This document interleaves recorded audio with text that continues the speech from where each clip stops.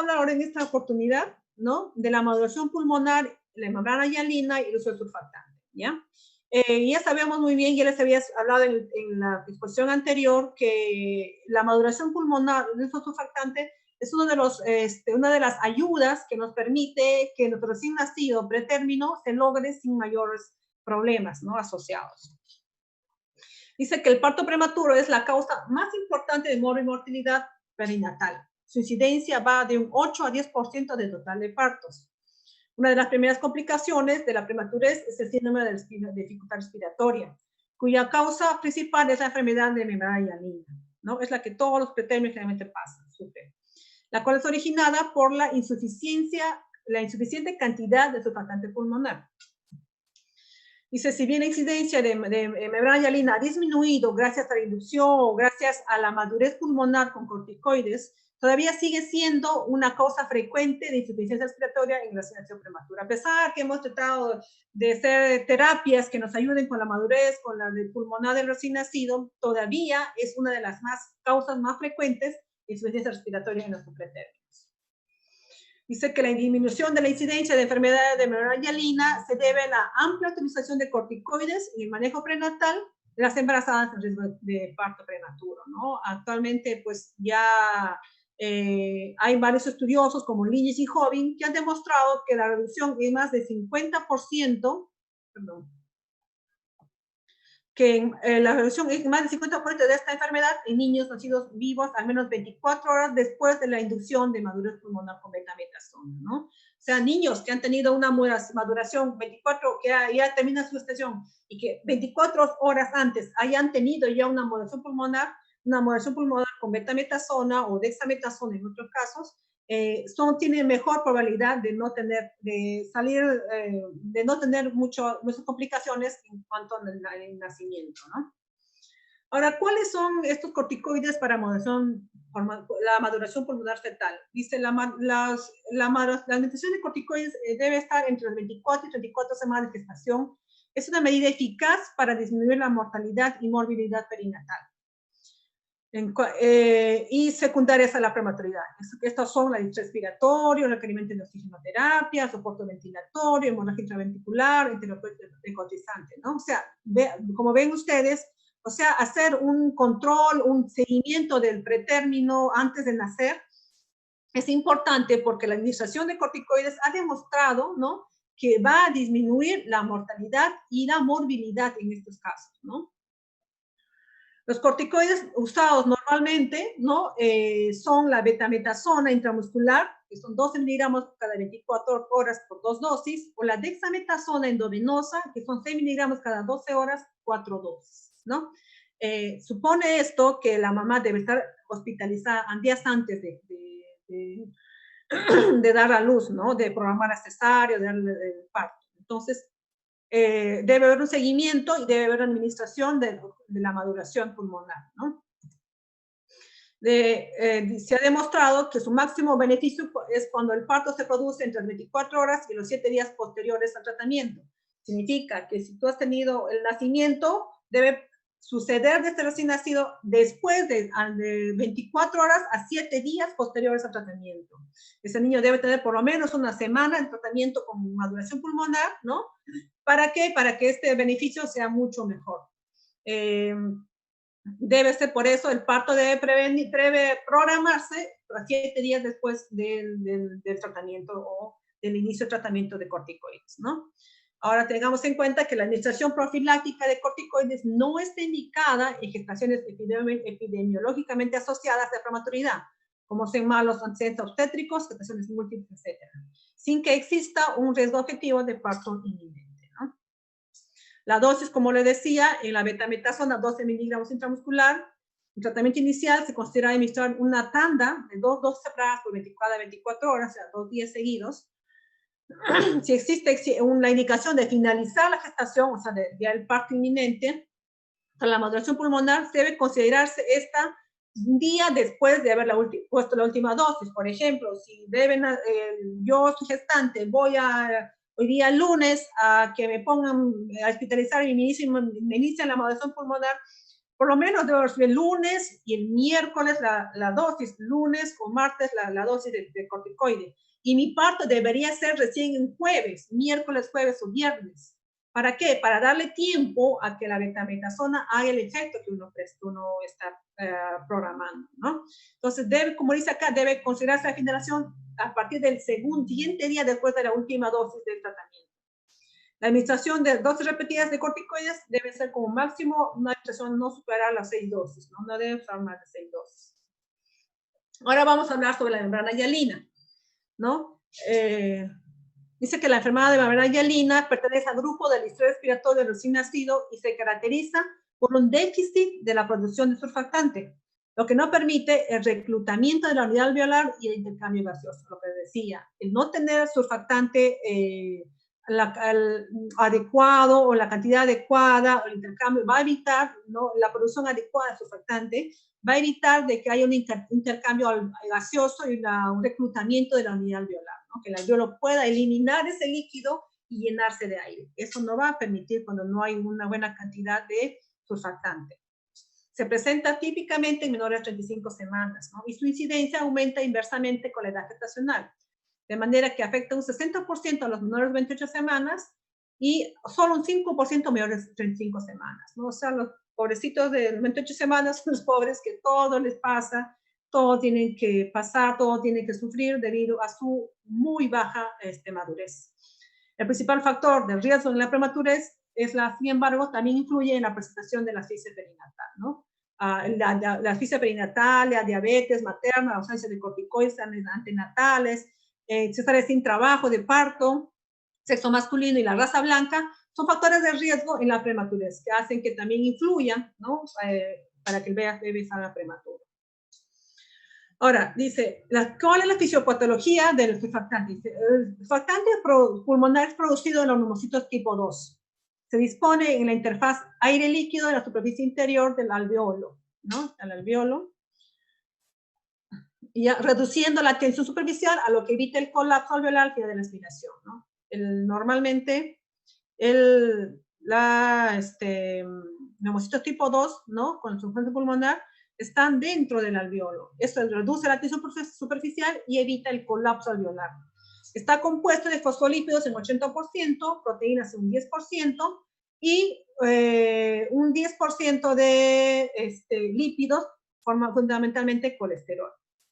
De estas, ¿no?, de estos componentes, los fosfatidilcolina es la principal sustancia tensoactiva, es la que ayuda a evitar que se colapse. La modulación del sistema de surfactante pulmonar generalmente no es completa hasta el final del tercer trimestre de gestación, lo que les decía. El niño de recién nacido de 27 semanas, 28, 30 semanas, definitivamente tiene mucho menos chance de hacer un intercambio gaseoso eficaz, ¿no? Así la dice que la ruptura prematura de membranas, la hipertensión materna, el retardo del crecimiento intrauterino, los corticoides y los tocolíticos van a acelerar la modulación pulmonar, mientras que la diabetes materna, el hidrops y la eritroblastosis van a retrasar definitivamente la modulación pulmonar, ¿no? El alveolo con insuficiente cantidad de surfactante es inestable y tiende a colapsarse. El alveolo que no tiene buena cantidad de surfactante no va a ayudar para nada, ¿no? Por eso es que a los recién nacidos, normalmente 27, 28 semanas, se les pone como una dosis de surfactante, ¿no? Y ya sea normalmente los muy hipertérmicos que entran a ventilación mecánica, se le pone dosis de surfactante y se le conecta a ventilación mecánica hasta observar que su patrón y sus requerimientos de oxígeno sean mínimos, ¿no? Estos pacientes desarrollan atelectasias generalizadas, ¿no? Los bebés que son más inestables, tienen menos surfactante y tienden más a colapsarse, presentan atelectasias generalizadas, una disminución de la dispensabilidad pulmonar, shunt intrapulmonar, alteración de la ventilación, perfusión y hipertensión pulmonar, lo que lleva a hipoxemia y acidosis, ¿no? Dicen que durante la respiración espontánea o asistida se produce daño de los alveolos y bronquiolos terminales por reapertura repetida de alveolos colapsados y sobredistensión de alveolos abiertos, ¿no? O sea, hay como que dicen, no hay un reclutamiento parejo de los alveolos, entonces mientras unos se distienden demasiado, otros se colapsan. Entonces, esto no ayuda definitivamente y daña, hay mayor daño del alveolos y bronquioles terminales. Dice que de los síndromes de distrés respiratorio no complicado, los pacientes mejoran después de los 3 días de vida. Sin embargo, en los pretérminos que han requerido mayor cantidad de oxígeno y ventilación mecánica, puede desarrollar inflamación inapropiada de reparación del pulmón en desarrollo, lo que produce enfisemas y la fibrosis, lo que son las displasias broncopulmonares, ¿no? Niños que han recibido en los 3 días de vida una buena ventilación con buenos parámetros, controladas, han recibido una dosis surfactante, normalmente los 3 días de vida van a mejorar.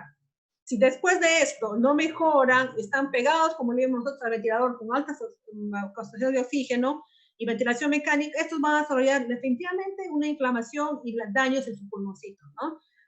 Lo que lamentablemente van a llevarles a un enfisema y fibrosis o las displasias broncopulmonares.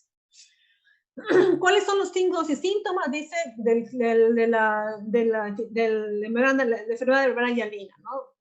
Son, por ejemplo, la taquipnia, el quejido, el aumento de trabajo respiratorio manifestado por retracción subcostal, intercostal supraesternal, como ven en el abdomen del bebé, ¿no? El tórax, hay un aumento de trabajo respiratorio, retracción subcostal, intercostal, supraesternal, un tiraje, un aleteo nasal y una disociación tóraco-abdominal, ¿no?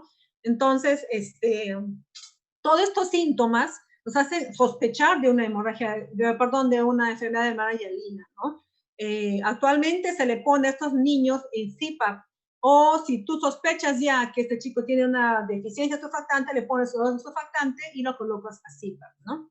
Lo que le llaman el Insure, que está de moda ahorita y que da muy buenos resultados. Dice que el inicio de los síntomas siempre será dentro de las pocas horas post nacimiento, ¿no? Y en los casos muy severos inicia después de las primeras respiraciones. En general, tienden a empeorar dentro de los primeros a 3 días de vida y gradualmente mejoran en unos pocos días. Su evolución puede verse acortada por el uso de surfactante exógeno, ¿no? Lo que les decía. El uso de surfactante nos va a ayudar en gran manera, ¿no? A mejorar las membranas hialinas. Como ven acá en el cuadro que he puesto, mejora la función pulmonar, mejora la ventilación, perfusión, aumenta la capacidad residual funcional, disminuye el retroceso elástico del pulmón, mejora la expansión alveolar y aumenta la distensibilidad pulmonar. O sea, todos estos beneficios tiene el surfactante pulmonar, ¿no? Entonces, es necesario, yo creo, que el recién nacido muy extremo, bajo peso, o un recién nacido que uno capta que tiene enfermedad de membrana hialina, debería recibir una dosis surfactante, como mínimo. Tienen una morbilidad significativa, dice, ¿no? Aunque estas morbilidades pueden ser asociadas también, ocasionadas, perdón, por la prematurez, en sí pueden ser agravadas por la membrana hialina. O sea, los recién nacidos, definitivamente, por nacer recién nacidos, tienen comorbilidades, ¿no? Propias de su prematuridad. Pero, como le dicen, puede ser agravadas por la membrana hialina, ¿no? Por ejemplo, tiene un escape aéreo, que es el enfisema intersticial, ¿no? Que se ve en un 50% de los pacientes con membrana hialina, y el neumotórax en un 5 a 10%, incluso en los tratados surfactantes, ¿no? También, pues, el neumotórax también pasa en los que han sido tratados con surfactantes. Presentan hemorragias pulmonares, ¿no? Descubren más frecuentemente en los recién nacidos más inmaduros, que son pretérmino de 37, 28, 26 semanas. Probablemente a falta de alguna falla ventricular izquierda y excesivo paso de sangre a través del ducto persistente, ¿no? Típicamente se inicia entre el primer y tercer día de vida con deterioro súbito respiratorio asociado a secreciones hemorrágicas en el tubo endotraqueal. Es evidente, definitivamente, una hemorragia pulmonar vamos a evaluarlo en pacientes que están intubados, ¿no? O sea, definitivamente ellos son los que más presentan eso. Ahora también tienen hemorragias intracraneanas provocados y también se pueden presentar complicaciones a mediano plazo como son la enterocolitis necrotizante y las displasias broncopulmonares, ¿no? ¿Cómo diagnosticamos? Normalmente a través de una placa radiográfica, ¿no? Se ve un patrón retículo granular difuso asociado a broncograma aéreo, ¿no? Los pulmones se ven homogéneos y difusamente densos. A nivel de laboratorio, lo que lo vimos acá, miren, A nivel laboratorio, los gases presentan una hipoxemia y baja saturación de oxígeno. La presión de CO2, ¿no? Puede ser normal debido a la taquimia, porque está tratando de balancear y tratar de compensar, pero casi siempre está elevada el PCO2. Más tarde, si recién nacido se agota, puede aumentar la PCO2 y causan acidosis, ¿no? Lo que empiezan a deteriorarse mucho más rápido. Ahora, ¿qué se hizo para prevenir la membrana hialina? Definitivamente en 1972, Liggins demostró la utilidad de los corticoides antenatales en la reducción de las membranas hialinas. O sea, es importante por ello hacer la maduración pulmonar. En 2006, Robert demuestra que el tratamiento se asoció con una reducción de un 31% de muertes neonatales, un 34% de reducción de la reducción de la membrana hialina, un 46% de reducción de la hemorragia intracraniana y un 54% de reducción de enterocolitis necrotizante. Es importante por ello los corticoides antenatales, ¿no? O ponerlos prenatales, hacer la maduración pulmonar. ¿Qué tratamiento se le da al paciente con membrana hialina? ¿No? Calor, básicamente, proporcionando un incubador o funda radiante, hidratación, aporte inicial de volumen de 60 a 80 mililitros por kilogramo por día, no venoso, una nutrición, el inicio de infusión de aminoácidos, o sea, de NPT, dentro al 12%, 12.5% dentro de las primeras 6 a 12 horas del día, entre términos de menores de 1.250 gramos, un régimen de cero inicial de alimentación enteral por sonda orogástrica solo si recién nacido está estable.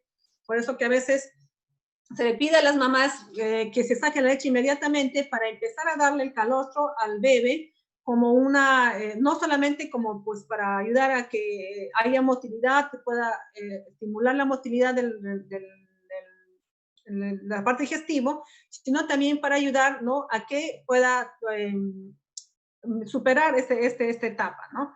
Nutrición parenteral precoz dentro del primer día, como les decía, en menos de 1.500 gramos, es ya casi como regla que los pacientitos tengan su nutrición parenteral, sea por vía un PIC o sea por la vía umbilical, ¿no?, los catéteres umbilicales. Antibióticos, en caso de los recién nacidos que hayan tenido un riesgo de una membrana hialina o algo así, perdón, una ruptura de membranas, o tal vez una sepsis de la mamá, una infección urinaria. En este caso se pone la ampicilina, gentamicina o la cefotaxima. Normalmente tenemos ampicilina y gentamicina como se inicia con eso, ¿no? Y la oxigenoterapia también, una saturación debemos poner como un límite de saturación de 90-94%, considerando el riesgo de ROP, una monitorización, el surfactante exógeno, que es el analizar surfactante pulmonar, y el CPAP o ventilación mecánica según el recién nacido lo necesite, ¿no? Ahora, sabemos que el uso de surfactante es esencial para la ventilación efectiva, ¿no? Si tú pones surfactante usa surfactante, ¿no?, vas a asegurar que ese pacientito tenga menos complicaciones pulmonares y otras complicaciones definitivamente, ¿no? El déficit de surfactante en los recién nacidos prematuros conlleva un síndrome respiratorio, lo que le decía, que se caracteriza por escasa expansión pulmonar, no tienen una buena expansión pulmonar, un inadecuado intercambio gaseoso y una aparición de atelectasias. Y tiene mayor tendencia a ser atelectasias. Para ello usamos normalmente el surfactante porcino, que es un extracto natural modificado derivado del pulmón, del chancho, del porcino, ¿no?, cuya función es compensar el déficit de surfactante y restablecer la tensión superficial alveolar, ¿no? Introducimos para esa cantidad de surfactante que el bebé no ha podido producir por la inmadurez que tienen, y esta va a ser la labor, ¿no?, de lo que el bebé normalmente no pudo producir, ¿no?, y nos va a ayudar. La profilaxis del sistema del síndrome de respiratorio en recién nacidos prematuros, que precisen intubación en la sala de partos, ¿no?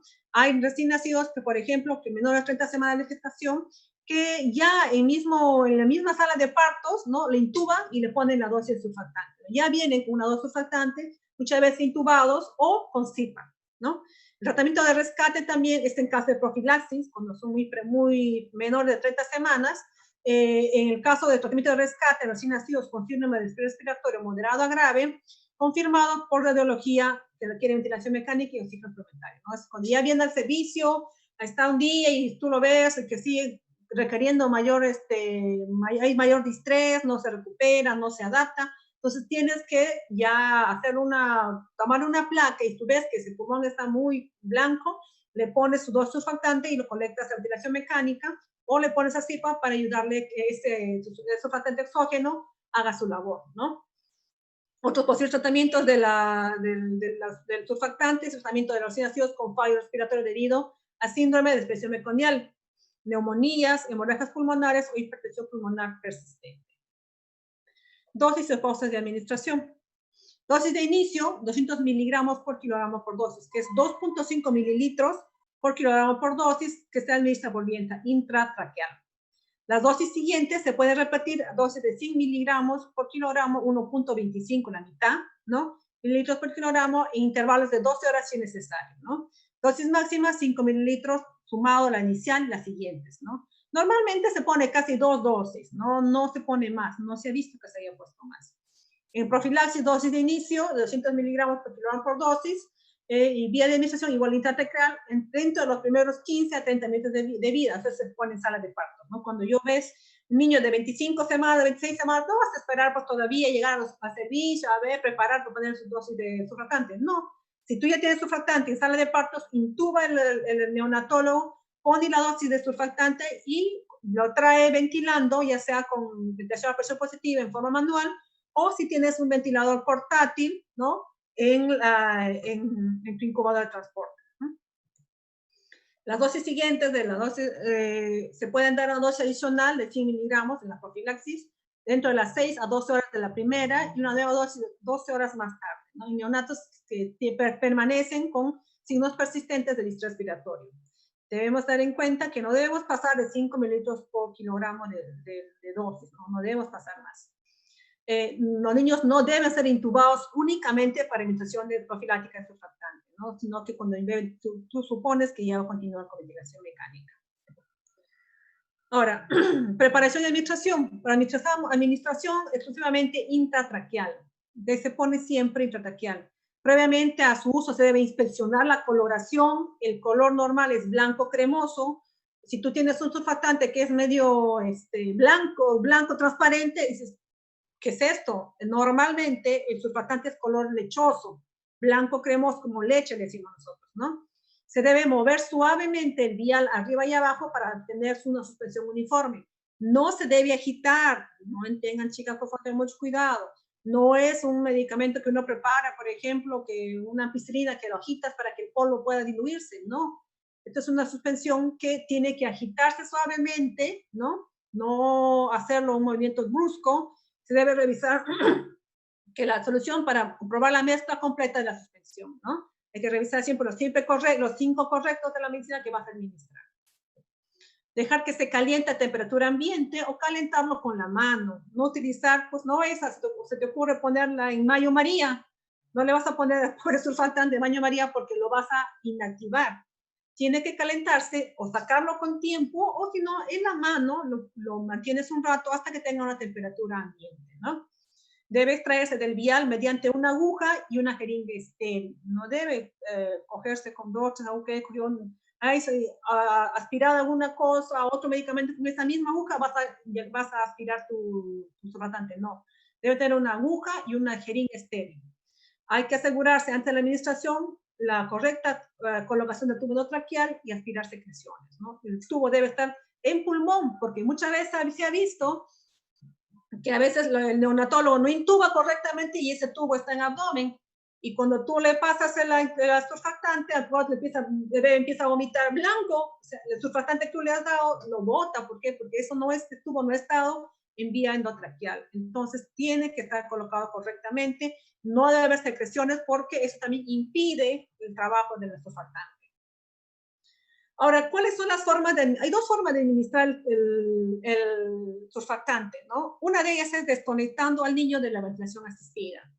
Dice, se desconecta al niño momentáneamente de la ventilación asistida y se administra la dosis que está de la suspensión como bolo único, directamente en la parte inferior de la tráquea a través del tubo endotraqueal. Como ven acá, en la imagen, introducen una sonda, ¿no? Una sonda, normalmente usamos una sonda de alimentación, y se mide, más o menos, se mide el tamaño que debe introducirse y se corta,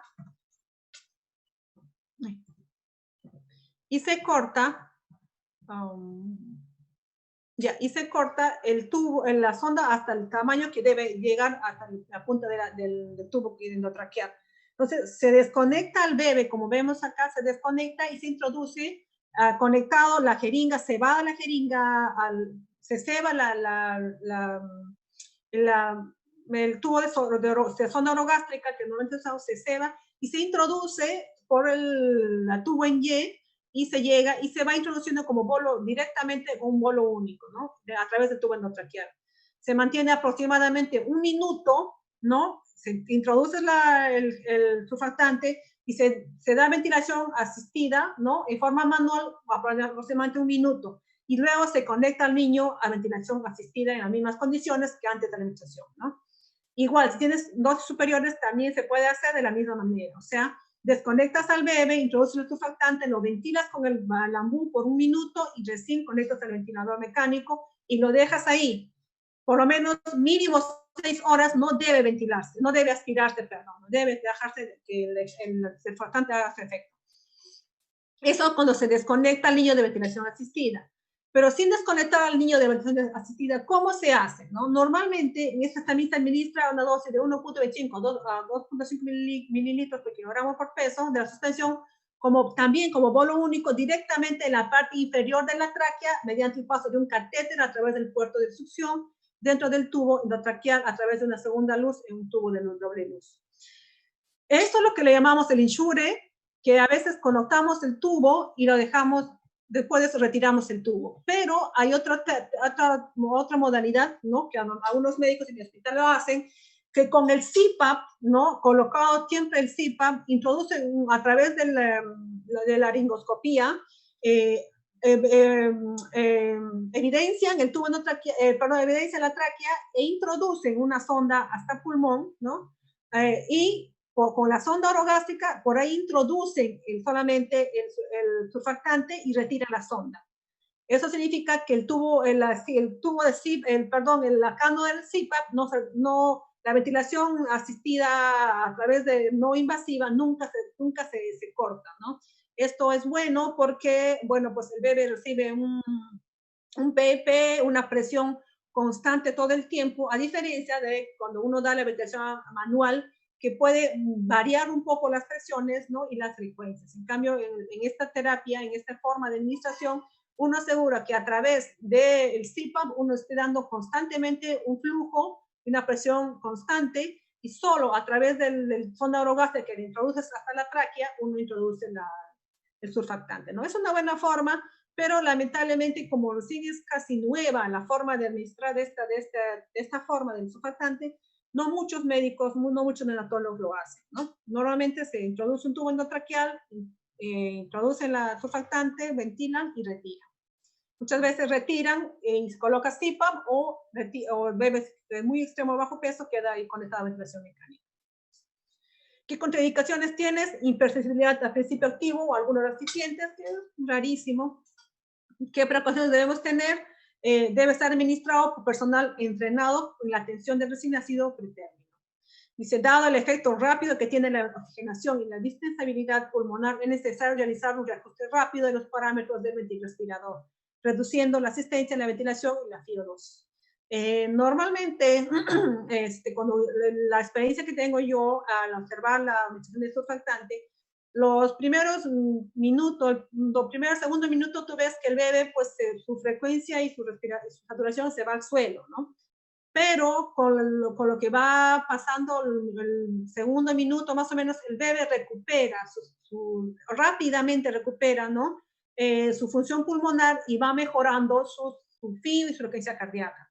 Saturación y frecuencia cardíaca. Entonces, es necesario cuando coloques un bebé que es administrado surfactante y conectas al ventilador mecánico, que a los pocos minutos de haber conectado al bebé a la ventilación mecánica, tengas que ir bajando parámetros, ¿no? Porque ya va a ser demasiado, porque ese surfactante inmediatamente hace su acción y empieza a reclutar los alvéolos, a mejorar la interfaz aire-oxígeno.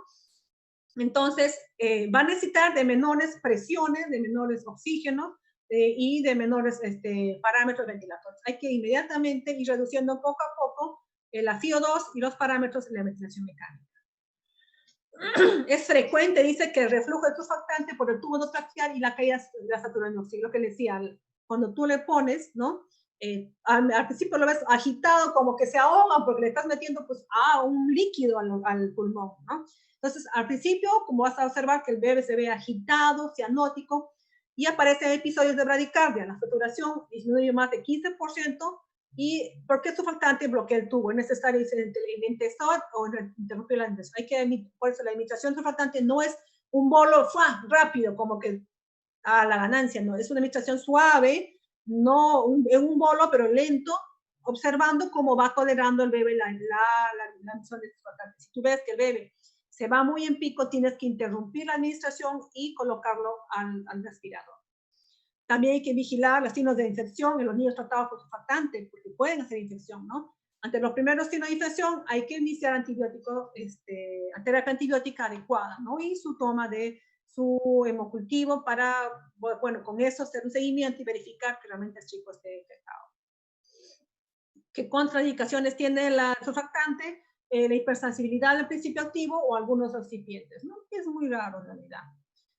¿Qué efectos secundarios? A nivel cardiovascular, presenta al inicio bradicardia y hipotensión. A nivel respiratorio, obstrucción del tubo endotraqueal, disminución de la saturación de oxígeno. Es poco frecuente, 2 a 4%, pero puede poner en peligro la vida del paciente una hemorragia pulmonar, ¿no? Que es muy poco. Y esto aparece sobre todo en los más pequeños y cuando el ductus arterioso no ha sido tratado. Sobredosis no se han descrito, ¿no? Pero de todas maneras, en caso improbable que haya una sobredosis accidental, debe aspirarse la mayor cantidad posible de suspensión y administrar tratamiento de soporte con especial atención al equilibrio, ¿no? Pueda pues que el neonatólogo no haya calculado, no sepa la cantidad exacta que debe administrar y se le ocurre administrar, por ejemplo, 6 mililitros y el bebé pues está inundado de surfactante. Definitivamente el pulmoncito no va a poder funcionar, no va a poder hacer el intercambio como debe, va a sentirse ahogado y lógicamente tendrá que aspirarse esa cantidad de suspensión que hayas puesto, ¿no? Interacciones farmacológicas no existen porque lamentablemente, bueno, no se ha puesto otro medicamento por vía intratraqueal, ¿no? Rarísima, a menos que sea rarísima vez se pone adrenalina en reanimaciones, ¿no? En cuanto a los datos farmacéuticos que tenemos ya en cuanto a la turbante, dice que es un extracto natural modificado derivado del pulmón del porcino, que contiene lípidos polares, un 99% de fosfolípidos y cerca de un 1% de proteínas hidrófobas específicas de bajo peso molecular, proteínas B y C asociadas a surfactante. Cada mililitro de surfactante contiene 80 miligramos de fracción fosfolípida del pulmón porcino, equivalente a 74 miligramos de fosfolípidos totales y 0.9 miligramos de proteínas hidrófobas de bajo peso molecular. Tienes como excipientes de cloruro de sodio, bicarbonato de sodio, agua para inyección, menos de 1 milimol de sodio por dosis, ¿no? Bueno, chicos, muchísimas gracias por su atención. Espero que este tema, que bueno, es importante para conocimiento y para saber cuáles son los pasos a seguir cuando tenemos un pretérmino y cómo rescatarlo de una distrés respiratoria que de una membrana generalmente viene asociada a la prematuridad. Todo esto que hoy día les he llegado a explicar, les estoy dando un alcance, les sirva y les ayude a tomar decisiones correctas en el momento de presentar de estar presente ante un nacimiento de un prematuro, ¿no? Eso no sé si habrá una interrogante, dudas, algunas cosas para aclarar al público que esté presente. Sí, licenciada, justo estoy esperando en este momento a invitarlos a los participantes a que puedan hacer todas sus consultas a través del botón de preguntas y respuestas o también hacerlo a través del chat que tienen en la parte inferior para que puedan hacer las consultas. Vamos a esperar unos minutos a ver si nos llegan preguntas. Ya. Mientras tanto, recordarles que el día de mañana vamos a continuar con lo que es el curso de neurodesarrollo que va a tener en este caso la licenciada Sujei y la licenciada María como protagonistas del taller que vamos a realizar el día de mañana a partir de las 9 de la mañana. No olviden conectarse, por favor. No se preocupen, no se va a generar un nuevo link. Es con el mismo link que han ingresado el día de hoy, con el mismo link tienen que ingresar mañana. Vamos a esperar a ver unos minutos.